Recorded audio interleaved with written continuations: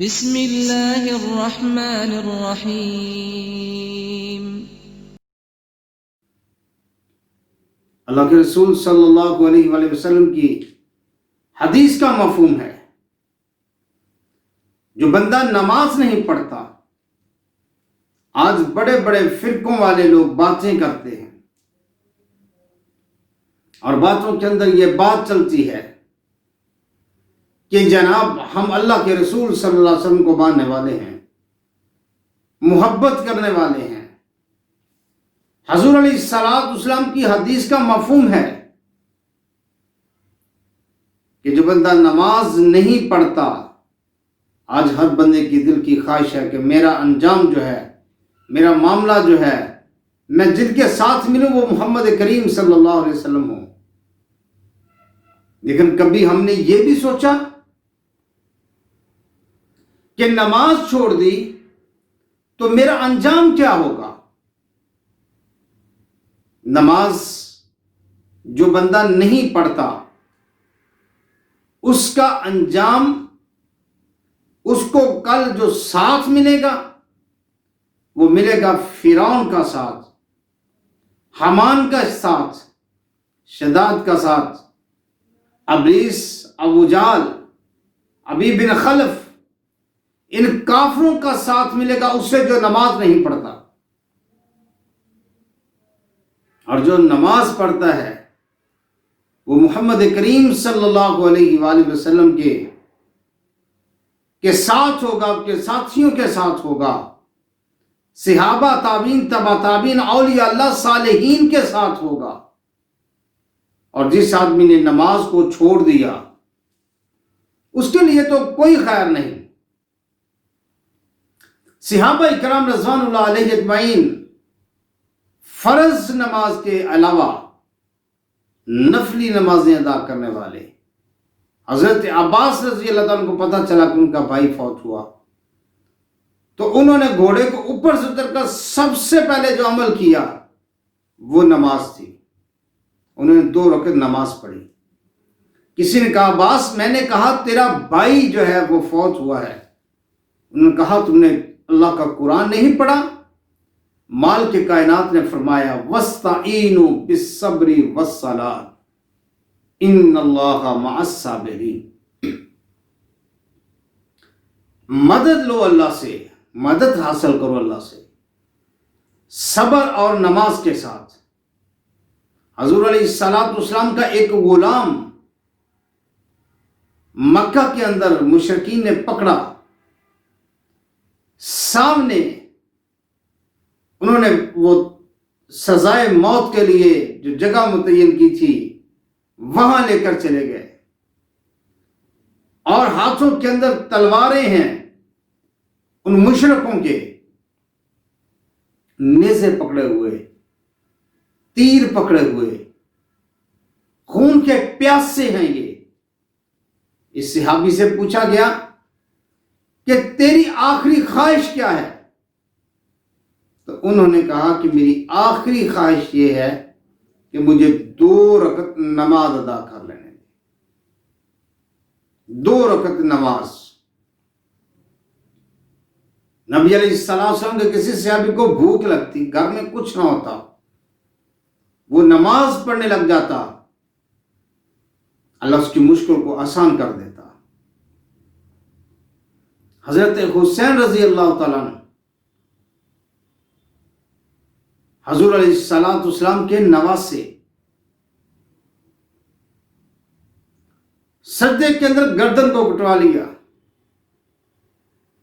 حضرت علی مرتضیٰ شیر خدا رضی اللہ تعالیٰ عنہ نماز کے لیے نکلے تھے، کسی نے شہید کیا۔ حضرت عثمان ذوالنورین رضی اللہ تعالیٰ عنہ رب کا قرآن پڑھ رہے تھے تو اس دنیا سے وہ رخصت ہوئے۔ حضرت عمر فاروق رضی اللہ تعالیٰ عنہ نماز کی حالت میں تھے کہ ان کے اوپر حملہ ہوا۔ اگر ہم اپنے اسلاف کو دیکھیں، اگر ہم نبی علیہ السلام کے صحابہ کو دیکھیں، آپ علیہ السلام کے تابعین کو دیکھیں، تبع تابعین کو دیکھیں، اولیاء اللہ صالحین کو دیکھیں، یہ سارے کے سارے نماز پڑھنے والے، نماز کے ساتھ محبت کرنے والے، نماز جو رب سے محبت کرتا ہے اس کے دل کی راحت ہے، وہ اپنے اللہ سے محبت کا اظہار کرتا ہے۔ علی مرتضیٰ شیر خدا رضی اللہ تعالیٰ سلام اللہ علیہ جب رات کی تنہائی کا وقت ہوتا وہ نماز کو پڑھتے اور رات کے اندھیرے کو دیکھ کر واہ واہ کہا کرتے تھے کہ اب تو تنہائی کے اندر میں اپنے رب سے گفتگو کروں گا، باتیں کروں گا، کبھی رکوع کے اندر، کبھی سجدے کے اندر، کبھی قیام کے اندر اور کبھی قرات کے اندر، رب کا قرآن پڑھ رہے ہیں، رب سے باتیں کر رکھے ہیں۔ آج اگر ہم دیکھیں تو ہماری موسٹلی لوگ نماز کو نہیں پڑھتے، نماز ہمارے اندر سے رخصت ہو گئی، ہم نے سمجھا کہ ہم کامیاب ہو گئے، ہمارے پاس دنیا کی سکسیس آ گئی، ہم دنیا کے اندر نام یافتہ بن گئے، ہمارے پاس وہ دنیا کی بہت بڑا بزنس آ گیا، ہاتھوں میں ڈگری کے لیے نوجوان لوگ رزق کی تلاش میں بھاگے پھرتے ہیں،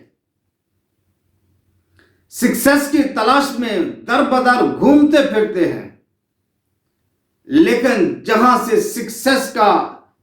سکسیس کی اناؤنسمنٹ ہوتی ہے وہ اتنا سچا، اتنا صادق وہ مؤذن جو مسجد کے اندر باوضو ہو کر قبلے کے رخ منہ کر کے اور بلند آواز سے رب کے گھر میں کھڑے ہو کے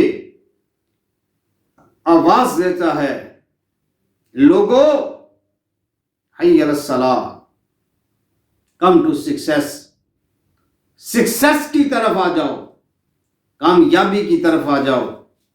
لیکن ہم ہیں کہ ہمیں ٹائم نہیں ملتا کہ جس رب نے زندگی دی ہے، جس رب نے وقت دیا ہے، جس رب نے میرے لیے یہ سارے انتظامات کیے ہیں، میں اس کے سامنے اپنے سر کو جھکا دوں کہ اللہ تیرا حکم ہے نماز کا تو میں نماز پڑھ رہا ہوں، تیرے حضور کھڑا ہوں، نماز پڑھ رہا ہوں۔ اللہ ایک پڑھ لی ہے، دوسری کی توفیق عطا فرما، آمین۔ لیکن افسوس کے ساتھ کہتا ہوں، مشرک اور کافر کے اندر فرق کرنے والی چیز نماز ہے، اور صحابہ اکرام رضوان اللہ علیہ اجمعین، تابعین تبع تابعین کے بڑے سخت فتوے ہیں بے نماز کے بارے میں، لیکن ہم ہیں کہ فجر کے وقت بھی اگر آپ نظر دوڑا کر دیکھیں تو گھروں کے گھر سوئے ہوئے، نماز کی فکر نہیں ہے۔ اگلی جو ہماری پیڑھی چل رہی ہے وہ نماز سے دور ہوتی چلی جا رہی ہے، بس ایک ہی بات ہے کہ جلدی میں تھے وہ سارے، جلدی میں آ سکے نا، بس ایک ہی چیز ہے، دنیا کا کام، دنیا کا کام، روٹی کے چکر کے اندر ایسے پڑے کہ سب کچھ گم کر دیا۔ کسی شاعر کے کہنے کی طرح اس نے کہا تھا کہ چہرہ تو دیکھا آئینے میں پر داغ نہ دیکھا سینے میں، دل ایسا لگایا جینے میں، مرنے کو مسلمان بھول گئے، جس دور پہ نازاں تھی دنیا اب ہم وہ زمانہ بھول گئے، اوروں کو جگانا یاد رہا خود ہوش میں آنا بھول گئے۔ کیا ہو گیا؟ دین جاتا ہے تو چلے جائے، صرف دنیا رہ جائے۔